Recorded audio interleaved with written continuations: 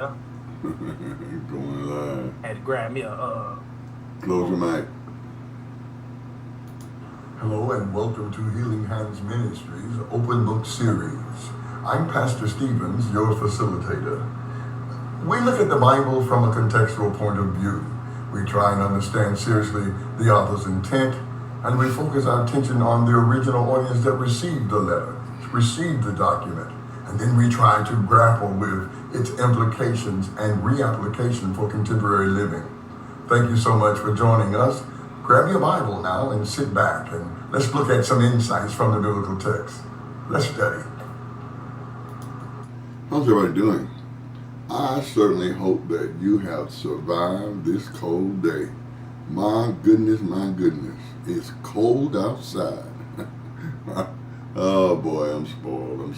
I like warm weather. Hey guys, it's been a real good journey. We're into some really the thick of the marketing text as we approach these coming pericopes. Now, if you recall, and I'll get my outline in front of me so that I won't mislead you.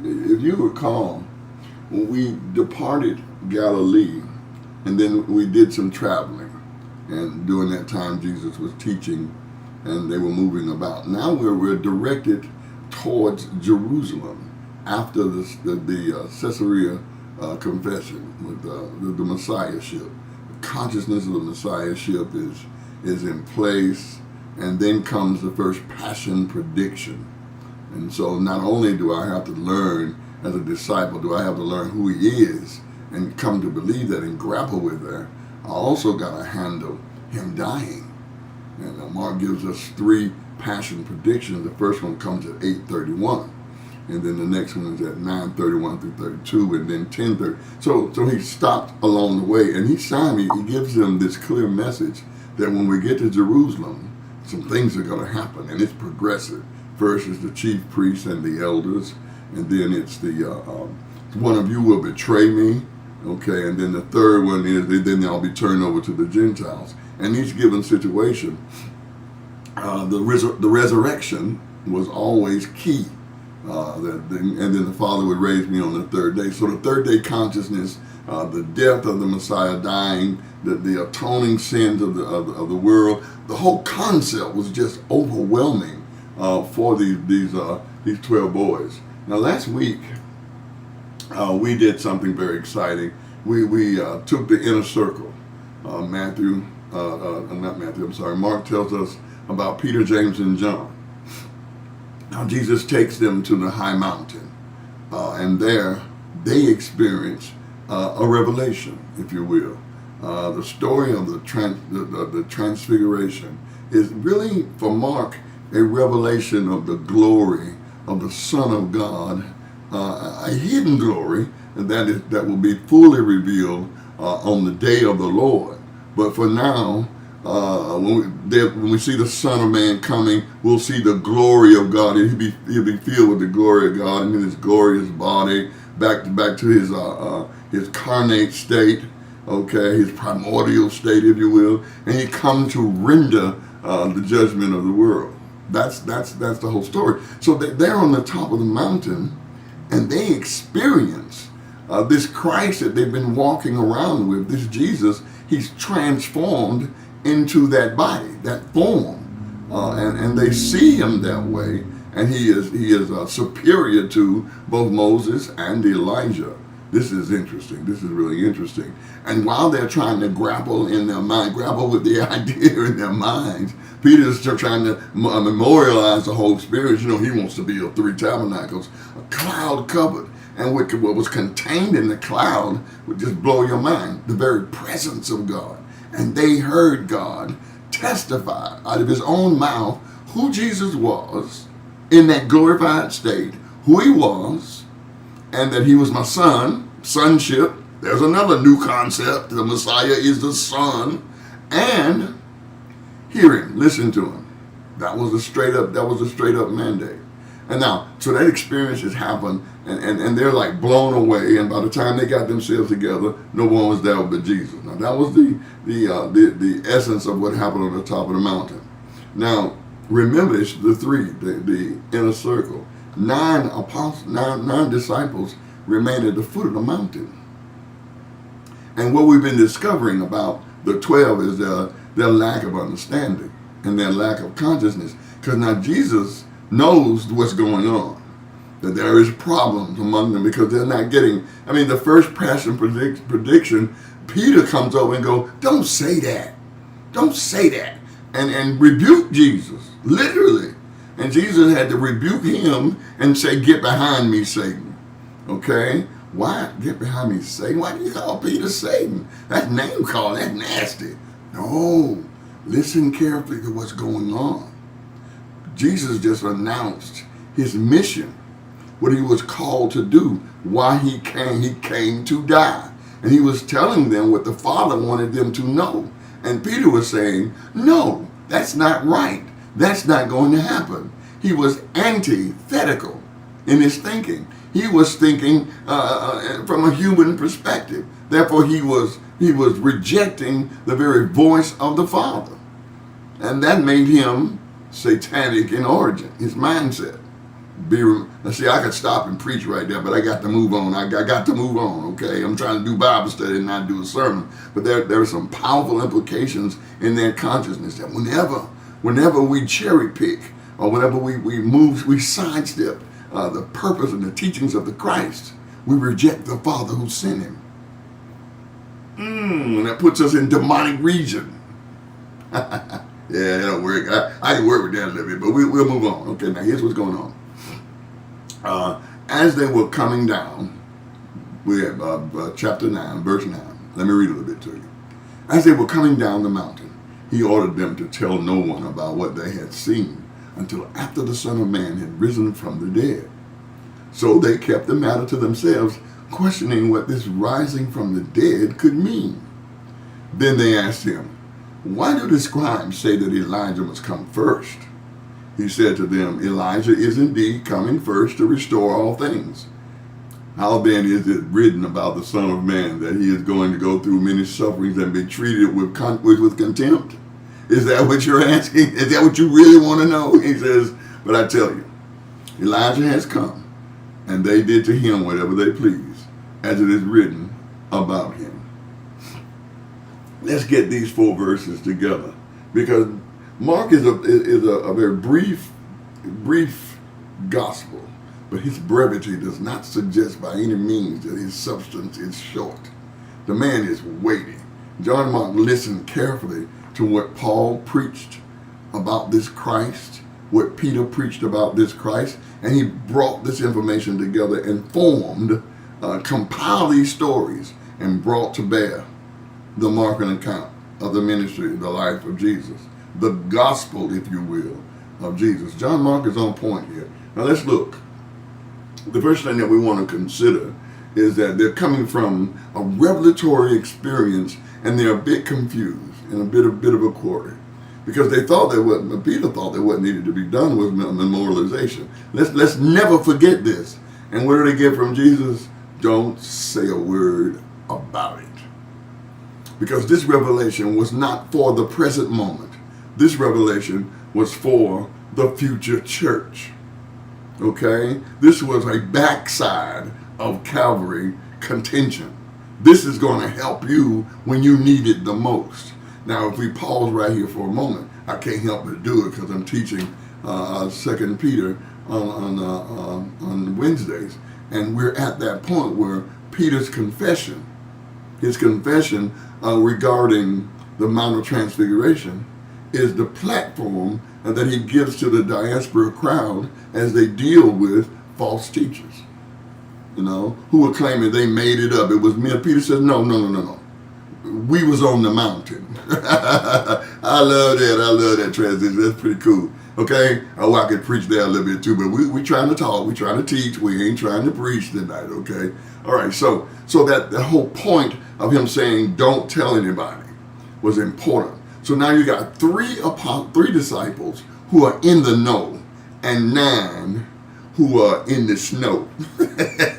they got a little bit of attitude, you know what I'm saying? They down there and go, so they up there. Why, that's the suggestion that Mark plants but it's very, very quiet, okay? And you'll see it as it emerges, all right? So the transfiguration was a revelation of the glory of the Son of Man, okay? If they told it before the cross, if they told this story, if they came down and go, let me tell you what happened on the top of that mountain, if they had done that, then they would have played right into the current popular idea of messiahship, that he would be something so disturbing and overwhelming that by power and might alone, no. The first thing that must happen, is suffering and death, in order to be consistent with the Isaiah's prophetic consciousness regarding the suffering servant, the messianic servant. He's suffering. So the suffering and the death has to come. The atoning death cannot be eliminated, okay? So you need to be quiet and let the movement flow. So we won't say anything about that, okay? Now, he says, now after the resurrection, I want you to go for it. I want you to go for it and go for it heavy, okay? And so this is where they were. But the idea of getting back with the other disciples with this information and keeping it a secret, that was a bit pressurous, kind of a pressure point for them, okay? Now Mark's gospel, on a number of occasions, a lot of experience would keep it quiet. He would do something and say, tell no one. Go home. Don't go into the city. So we have to remember that messianic secret that is existing historically in the letter itself, okay? Just understand that. If I say don't, then the suggestion is emphasis for the reader. It was important that the messianic identity would pour forth in the way that Christ wanted it to, and not based on wonderful, wonderful things, and the great blessings, the great miracles, and that's once again, that's our fundamental definition of how we know God is able, how we know Jesus is good. When I look back over my life and see what he's done for me, we're just so focused in that regard, and that is the very thing that the Gospels, as they present the ministry of Jesus Christ, that's the thing Jesus did not want. He didn't want to be putting on the magic shows and carry. That wasn't what he was after. Every time he performed a mighty work, the teachings were more profound than the work itself, because that's simply God doing what God does. Oh man, I could say some more words on that, but I got to go on because I'm trying to get to the second piece here.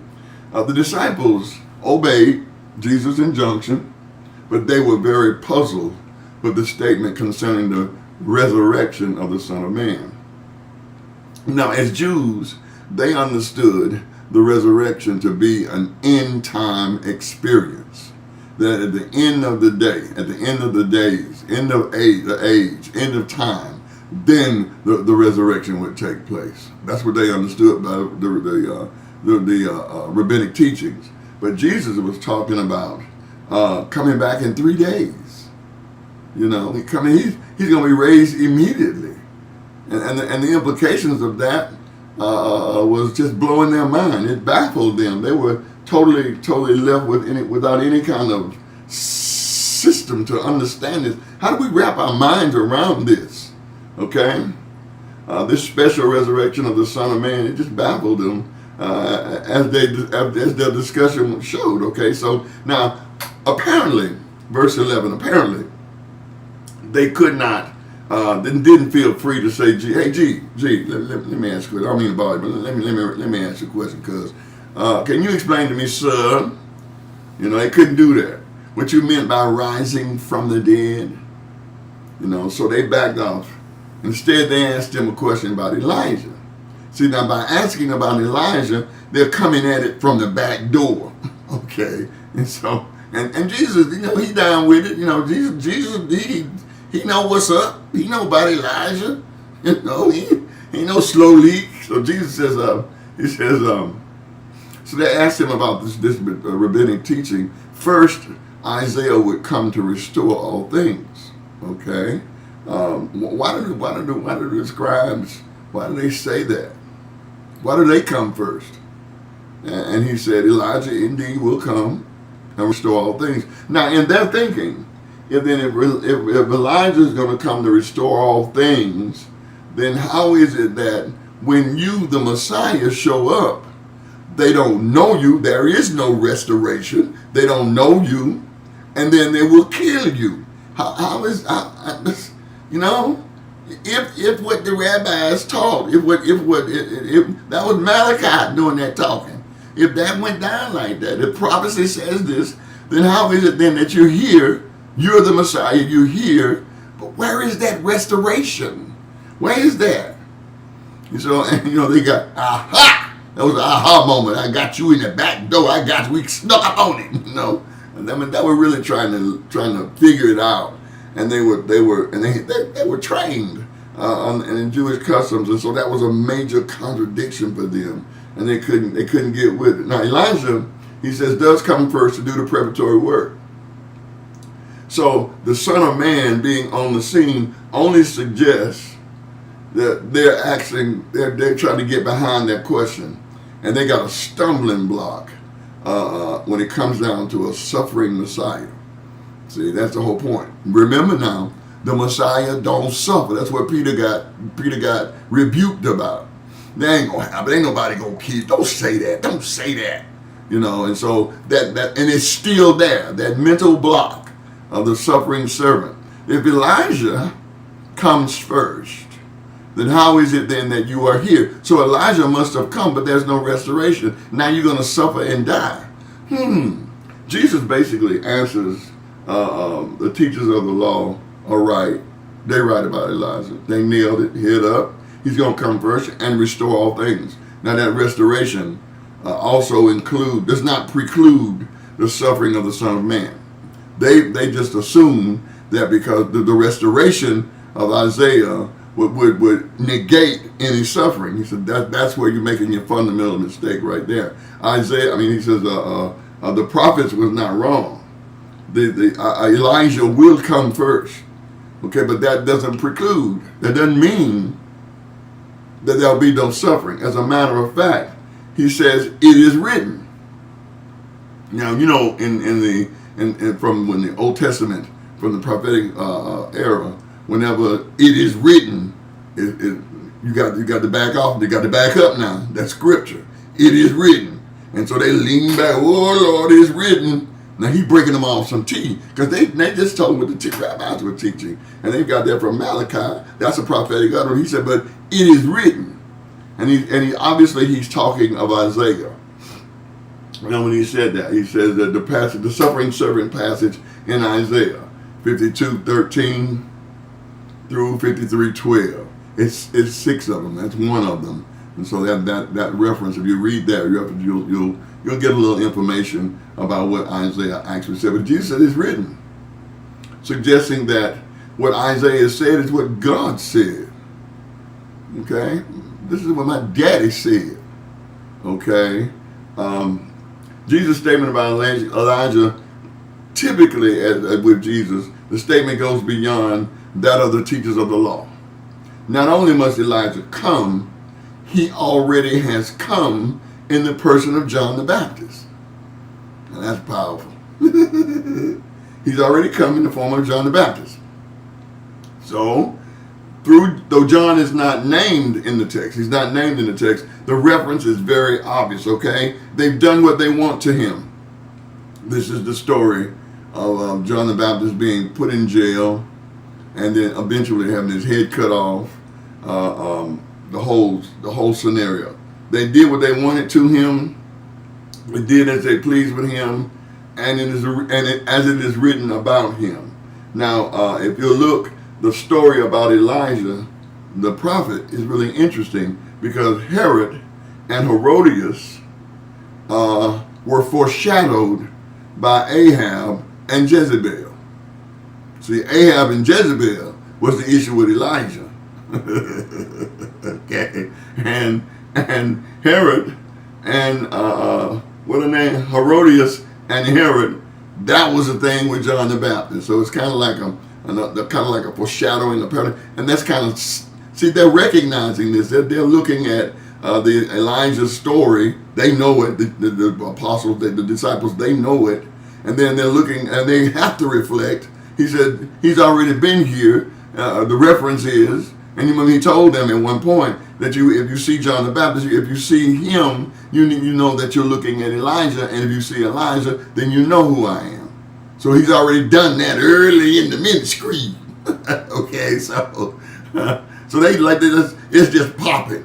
This is just revelation, and that's what Mark is doing at this point. You know, Jesus is teaching his disciples as they head. The closer they get to Jerusalem, the deeper the doctrine goes, the deeper the teaching goes, and the more overwhelming information just pops up, and these boys are having to rock with it, lean with it, rock with it, baby. They don't know what's going on. All they know is that it's terribly enlightening and terribly intimidating and transforming at the same time. Very powerful. That's when you know. Whenever you're facing Jesus in his truths, that's how it works. That's how it moves. Okay? I've heard, it's just too much. It's just too much. No. He has decided that this is your time. This is your now. So you need to absorb all that's coming at you because it's all designed, tailor-made. I ain't got no help up in here. I could preach right there too, but I'm not going to do that. I'm going to go on a little bit further. All right, okay. So, Elijah's eschatological ministry is the main thrust of Jesus' response. And he makes clear to the disciples that the eschatological ministry of Elijah in no way does away with the necessity for the Son of Man to suffer and die. That was just where they were just messed up right there. Okay? So now just imagine. This is where they're at, okay? Now, when they came down to the disciples,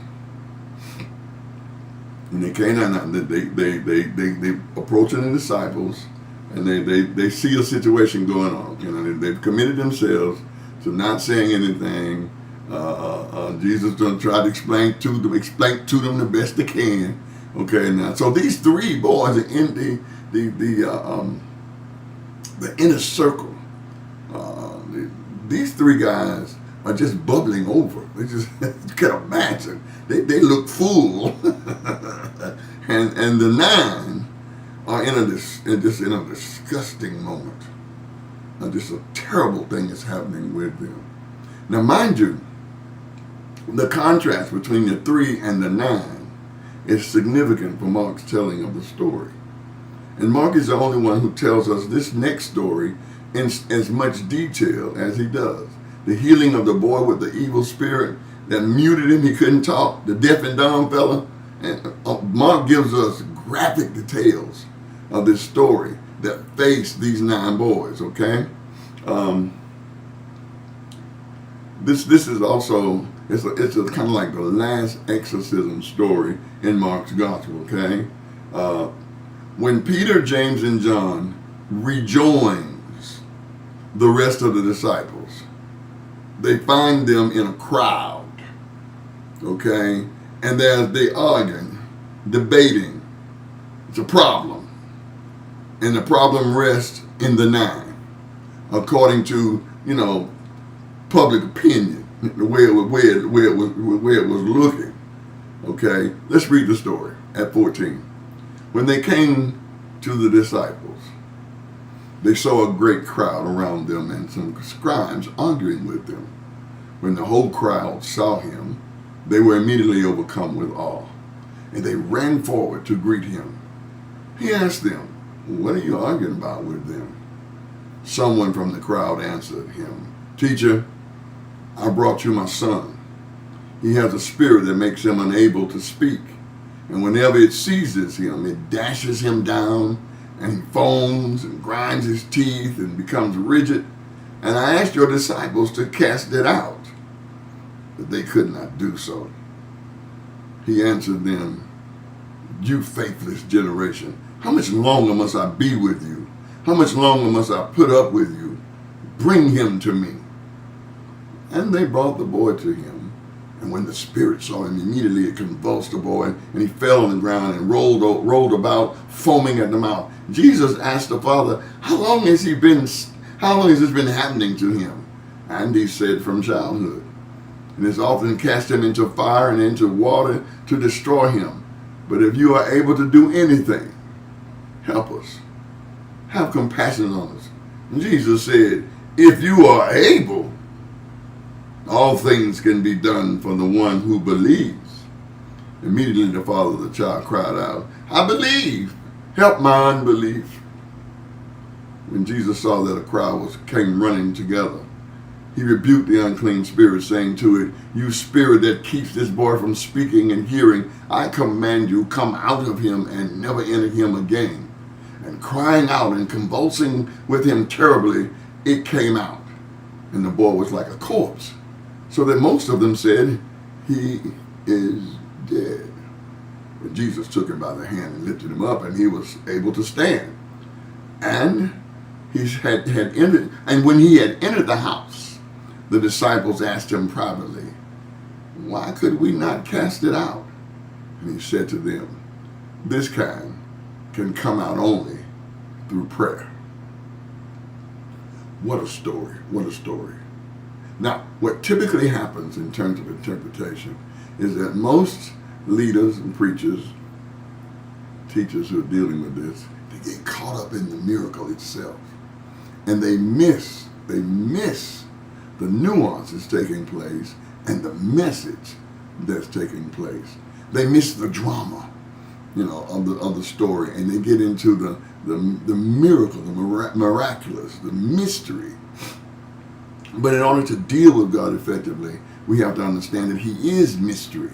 And we don't get locked up in the mystery and the occurrence of mystery. We get into the message that is contained in his miraculous, mysterious move.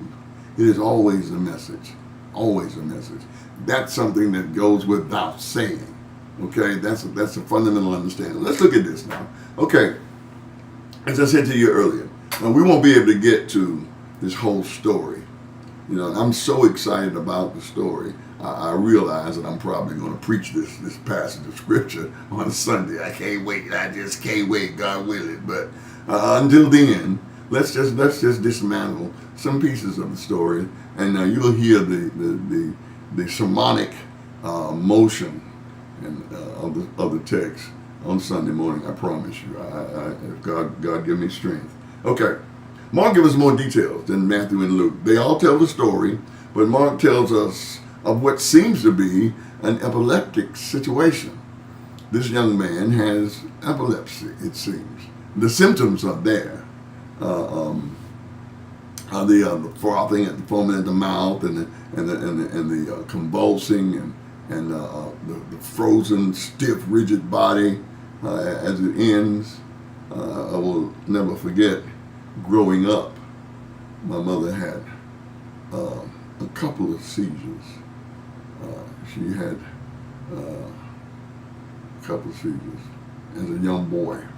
It's the first major trauma of my life.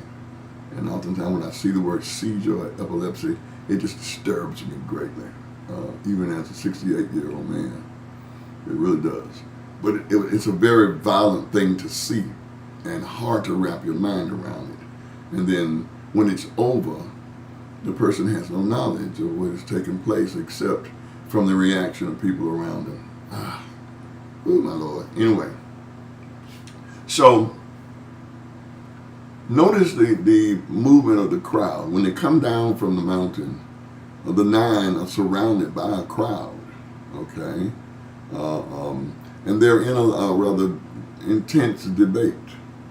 Now, what needs to be understood is that in the 3rd chapter, when the disciples were chosen, the commission, Mark says that the 12 came up and he chose from the disciples, he chose 12. And they were commissioned at that point. And one of the things that they were commissioned, you can find that in chapter 3, 3:15. One of the things they were commissioned to do was to cast out demons. That was a part of their work. That's what they were going to be doing. Okay? And then later in chapter 6, they go out And that's what they do successfully. Is they cast out demons. They come back and they report to Jesus, we was doing it, Jesus. In your name we did it. We cast out demons, or we went for it. You know, they had success. So this whole situation starts to really become challenging as you follow the Markan story. How is it that they were commissioned to do it, anointed to do it by the Christ, successfully did it, but now they can't do it? That's the kind of dynamic that's taking place in the crowd. And the Father is just PO'd. He's at the peak, baby. I brought him here to see if you could do something for him. And I gave him to your disciples, and they could not. They couldn't do it. So that's the indictment that's there. And Jesus interesting now. He immediately turned on the disciples. Now, the people were so amazed when they saw him, when they saw Jesus, they just went running to Jesus. Now, that didn't make Jesus very comfortable. So he got his issues going on too. It's a mess down here at the foot of the mountain. All that glory on the top of the mountain, but at the foot of the mountain. And see, that will preach right there. That will preach.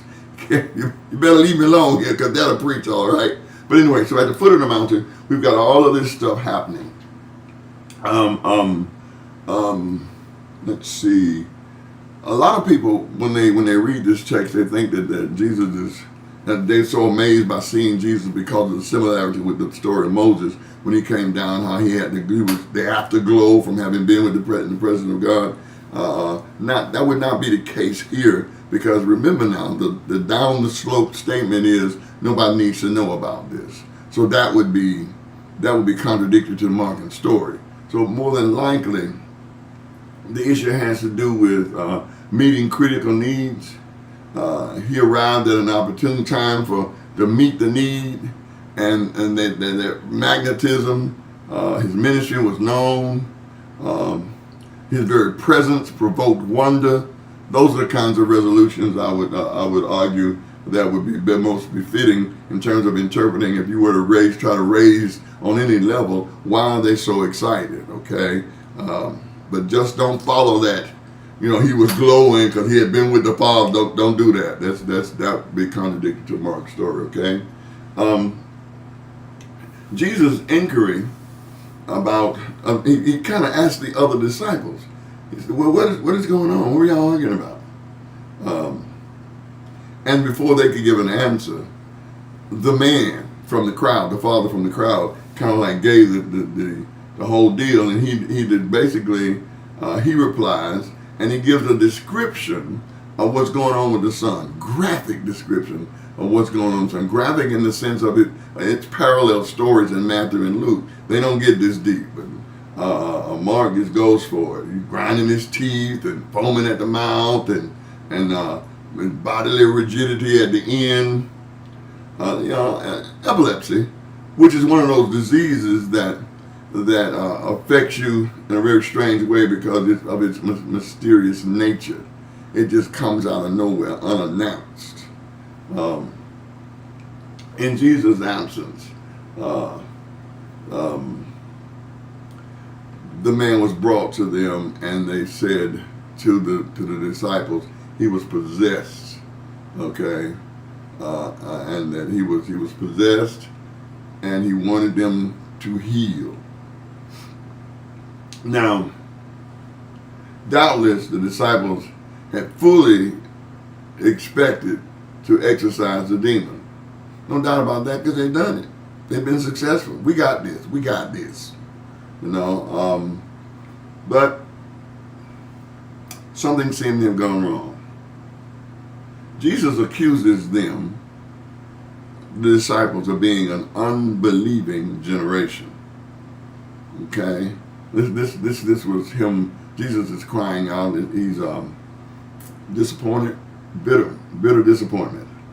In the crucial moment where their faith and their belief was most required, they lack faith. Okay? Now remember now, with faith and belief, they have the same root word in the Greek. If you have faith, then you believe. You believe, you have faith. Okay, that's kind of how that works. So you'll see it switching back and forth like that. It is not too bold of a statement now to suggest that a spirit of unbelief and laxity had overcome them. A little bit of jealousy. If you listen to their conversations along the way, there was one who is the greatest. Those kinds of conversations were always preoccupying the minds of the disciples when Jesus made a passion prediction. There always was something else going on. So the nature of their conversation was there was a bit of a competitive spirit among these boys. And then Jesus chose 3 of them. So the 9 were in that tension. Okay?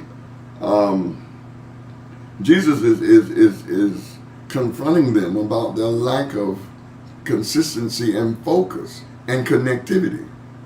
How long I got to stay with you till you just believe?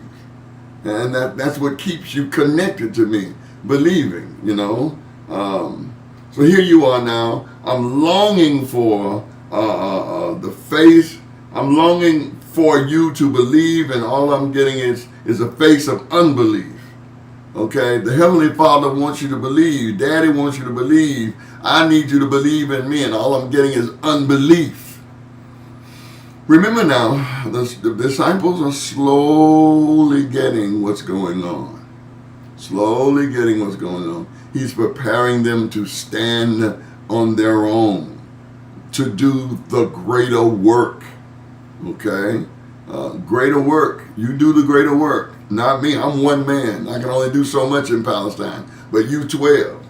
You 12 and then 120. And then from 120, as it grew, the greater work. And so the responsibility of connectivity, always being connected, always being focused, always be in charge, on the charge. It ain't no switch on, switch off. You always on.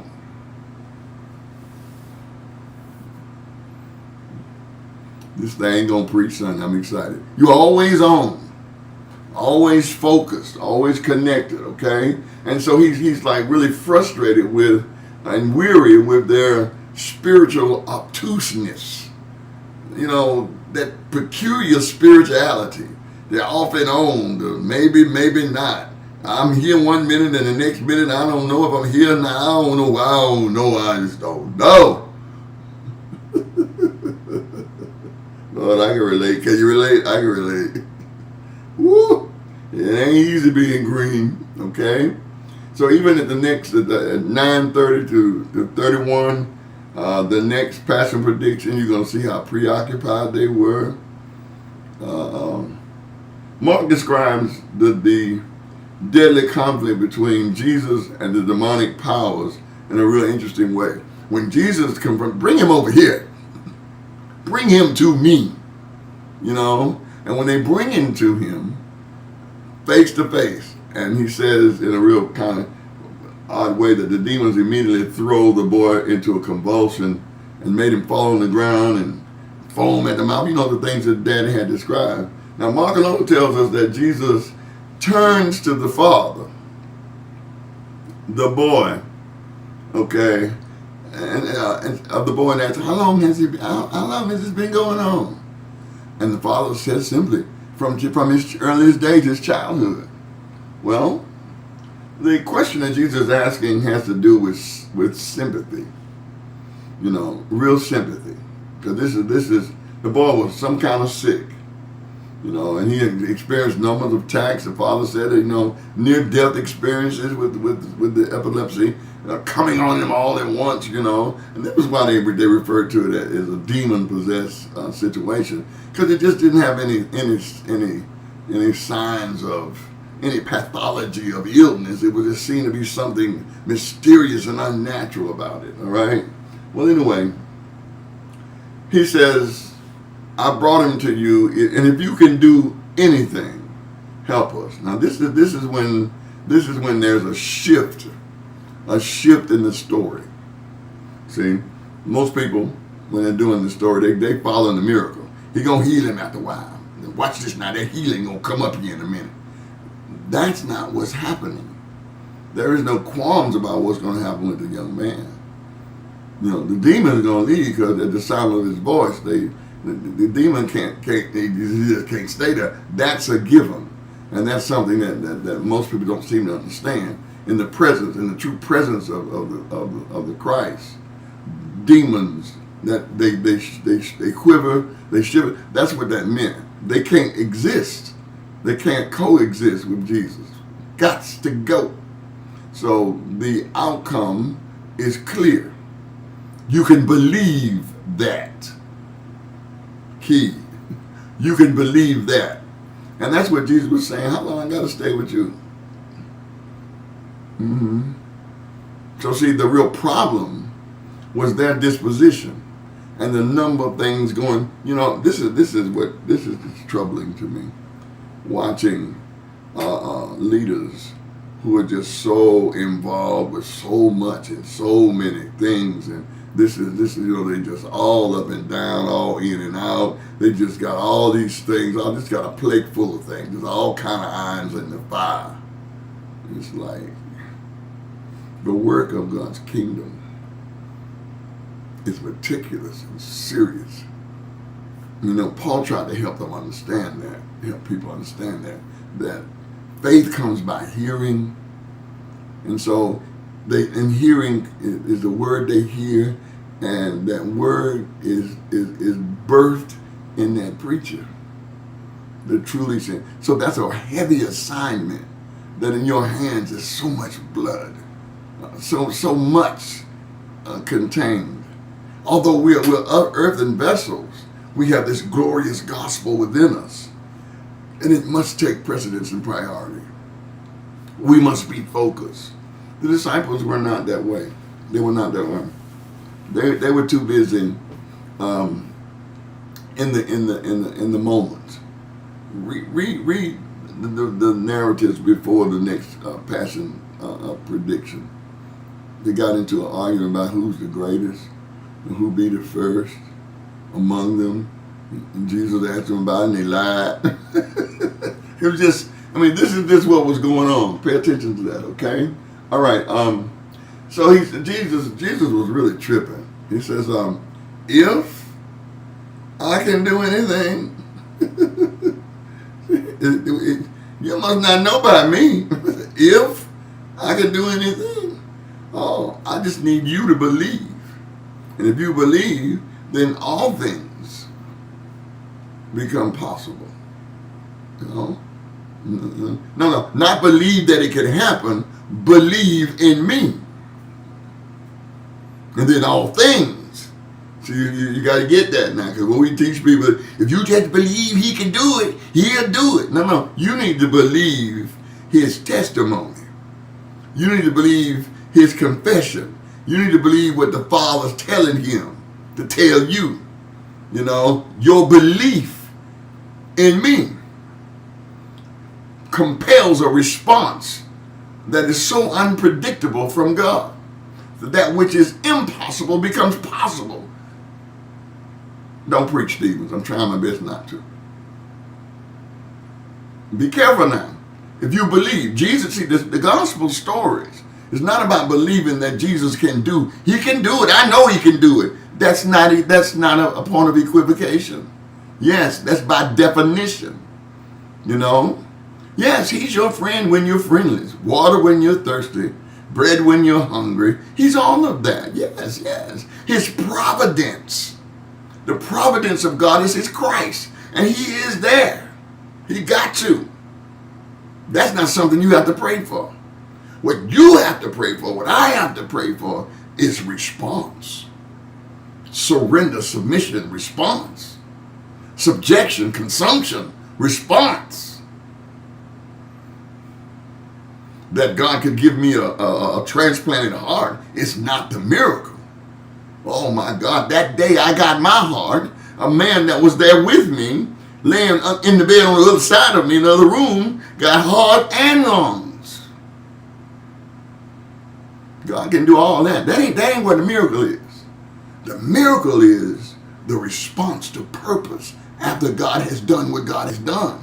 And it's done in the root of belief. My purpose is in my belief. So I believe, and so I'm ready to do. That's when the miracle declares itself a miracle. You ever seen the folk that in the car and have the accident, turn on 16 times, and you get out with a band-aid on your forehead. And for 2 days you holy, 2 weeks in church you holy, and then after that you back to business as usual. You missed the miracle. No, he didn't die. No, that ain't the miracle. The question of life and death is in the hands of God.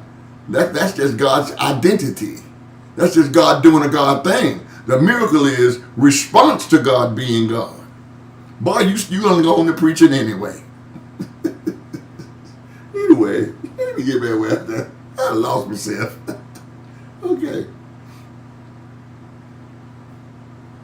Jesus says if. And the suggestion is clear. Now the subject matter has changed. And it's no longer about the boy and his disease. It's about the father. See how he flipped that thing? You ought to been there. The daddy didn't know what hit him. He says, the question was not whether Jesus had the power to heal the boy, but whether the father had faith to believe. Ain't got no help. So here we go. Mark is basically emphasizing the importance of faith for healing, okay? And so that the idea of how to handle the situation rests on response to faith, response to belief. That's where the accent really is. Jesus says, if I can. Oh my goodness. So, Jesus' statement is really kind of like a promise. If I can. He's eliciting a faith response from the Father. Yeah. You want to know, I tell you what, let me read it to you straight up like it is, because I think it's funny. Jesus asked the Father, okay, that's how long. All things, immediately the Father, he said, if you are able, all things can be done for the one who believes. Immediately the Father cries out, I believe. I believe. And then there is this B part. Help my unbelief. Help my unbelief. How, wait a minute now. I thought you just said, Daddy, that you believe. Help my unbelief. He declares that he believes and yet acknowledges himself having unbelief. Himself to have unbelief. It sounds like a contradiction. When I first heard that, I went, that's a contradiction. That don't make no sense. That, as my mama would say, that's the stupidest thing I ever heard. Either you believe or you don't. Well, let me share this with you. It's so interesting. I woke out like Emory with a transplanted heart. And I'm feeling good. I'm feeling really good. I feel good. I look like I feel good. Everything's fine. And then there was this period of time in the first year where I got a cold. And then I got a cold and I got congested. and it started to hurt. And I fell back in my chair. And I said, oh Lord, oh Lord, oh Lord, oh Lord. I'm finna go, Lord. I'm finna go. It ain't working, Lord. Oh Lord. And I called my called my lady, my care provider, my contact person. I'm having this in my chest. And she listened to me. She said, well, you sound like you're congested. I am. I'm congested. She says, well, you're not having a heart attack. And I'm like, what do you mean? Remember, you have no nerves attached to your heart. So if you can't have a heart attack. Your heart would just stop and you would die. So you're not having a heart attack. You have a cold. You see, if you miss that, if you miss it, see, I believed, but when depression hit, I was in unbelief at the same time. And it's very possible. These two statements may appear to contradict each other, but there's not a one of us that has not had that experience of believing and yet finding ourselves at that point of unbelief in the midst of your belief. That's a very natural place to be. And that's what demands the presence of Christ.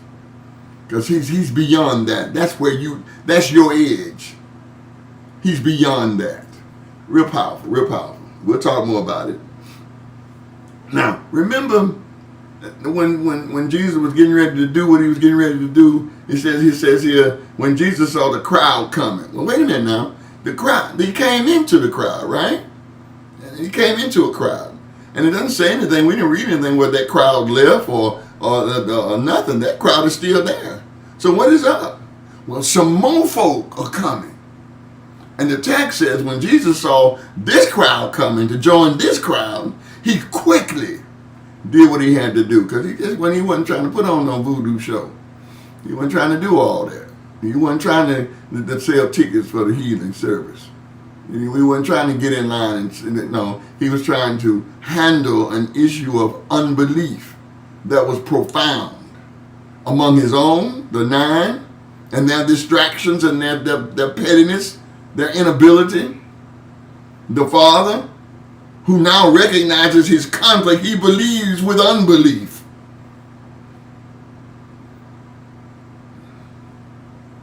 And then there's Jesus with I can. And the compassion that he feels for the young man.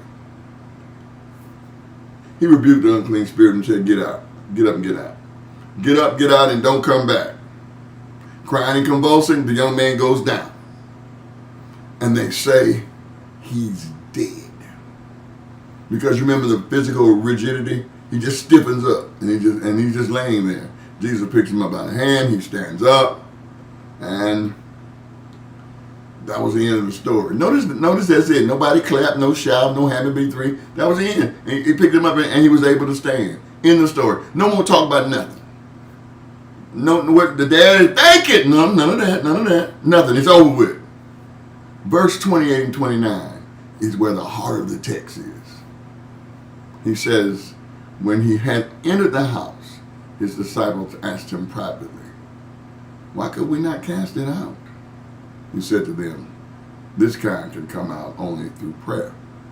Now, one of the key things in the Mark Gospel is the sequences in the house. Whenever you read Mark's Gospel and he goes into the house, that's where the fire at, baby. That's where the bomb is about to go off. That's where the real heavy kingdom conscious realities are going to open up. That's where the impact is. That's where the dynamism, that's where everything that's happening. You forget everything, you just forget everything and go in the house. I like Mark's Gospel for that. The in the house sequence. Don't forget that. When you read Mark's Gospel, and Jesus went into the house, brace yourself. There's something going to go down in the house that you need to pay attention to. You hear what I'm saying? Right. He goes into the house. And that's when the disciples kind of like have to just these 9 boys have to come to themselves. Gee, we know we was commissioned to do it. You anointed us to do it. And then we went out and did it. What? Jesus said, this kind can come out only through prayer. So what was he saying? Prayer is the discipline of connectivity. And he was suggesting to them that they were disconnected. Not that they weren't saying their prayers. Every time we read something, and so you got to pray. No, it wasn't about a ceremonial ritual of prayer. It was about not being connected. How long I got to be with you before you understand what it is that we are doing and who I am. and who's in me and who I'm in and who you in. Oh, help me somebody. It was about connectivity. Some translations, and I got a footnote in my New Revised Standard, will put in there through prayer and fasting. Okay? And I hear a lot of people say, you got to fast. There it is right there. You got to fast. No, prayer and fasting was the ritual and the customs of commitment and devotion among the believers. And Jesus was pointing to that. You got to be just as committed if you've been to what you've been. You got to be committed to me in the same way. You got to stay connected. It is about our connectivity. Just because I left you here by yourself and took them on the mountain, you are not excluded. Because when I'm gone, all of y'all, everybody, the point here is not what they experienced at the top of the mountain. The point is what happens on the day of resurrection, when it's required of you. Interesting enough to note that those that followed Jesus when he was alive did not understand half of what he was saying, what he was doing, until after the resurrection. Those of us who've never walked with Jesus, who believe the testimony of the apostles, we find ourselves dealing with a risen Savior after the resurrection. So that all who believe and all who are Christian have found themselves in an after the resurrection consciousness.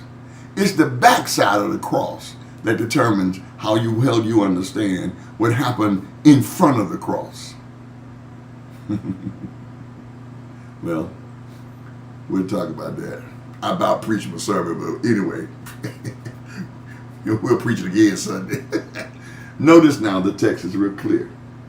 Follow it slowly, gently, and carefully as you walk through it. And pick up on the nuances going on. And pay attention to the reaction of the disciples, the reaction of the Father, the reaction of the three, and how Jesus handles everybody. Tell you what. We'll try it again.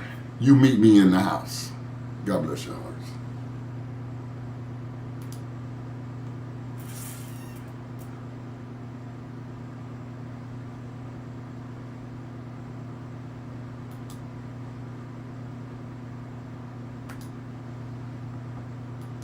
It seems that our time has come and gone for this study.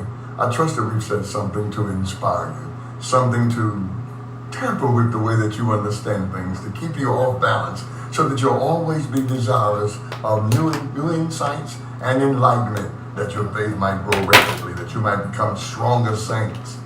Listen, why don't you consider subscribing to our ministry?